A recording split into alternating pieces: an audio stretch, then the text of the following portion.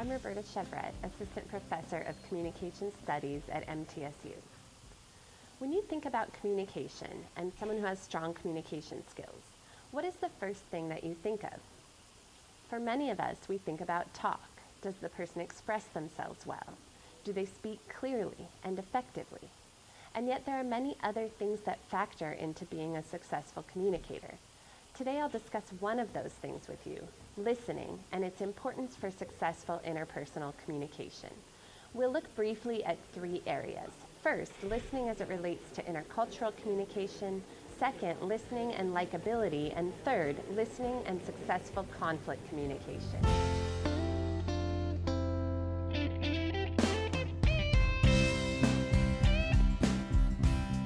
If, when I asked what are the characteristics of a strong communicator, the first answer that came to mind for you related to speaking, you are not alone.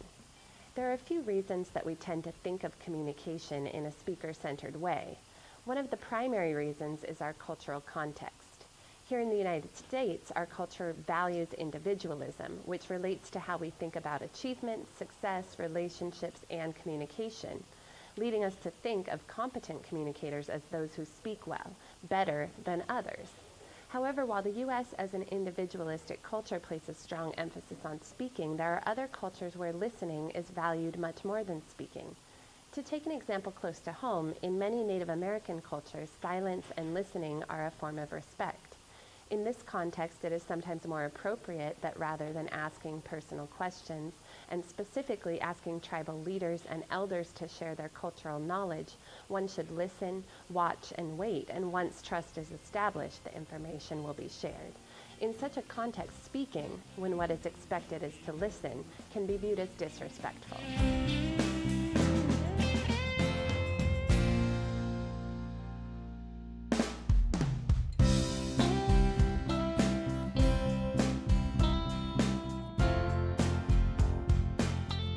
Listening doesn't just matter when it comes to different cultural backgrounds, though. Listening also plays a big role in how people perceive us. And so the second point we're going to touch on today is listening and likability.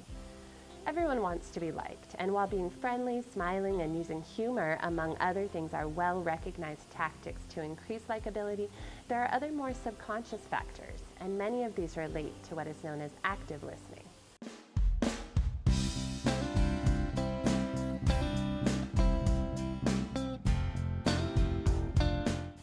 A study by the National Institute of Health found that a lack of eye contact from the person who was listening induced emotions of fear and sadness in the person speaking, while eye contact increased feelings of joy. Mirroring the body language of the person who is speaking and using affirmative verbal cues such as uh-huh or okay are also elements of active listening that cause the speaker to feel good about you. And what this basically comes down to is that people want to feel like they've been heard. This reinforces their identities. And when you reinforce someone's identity through active listening, you become more likable to them.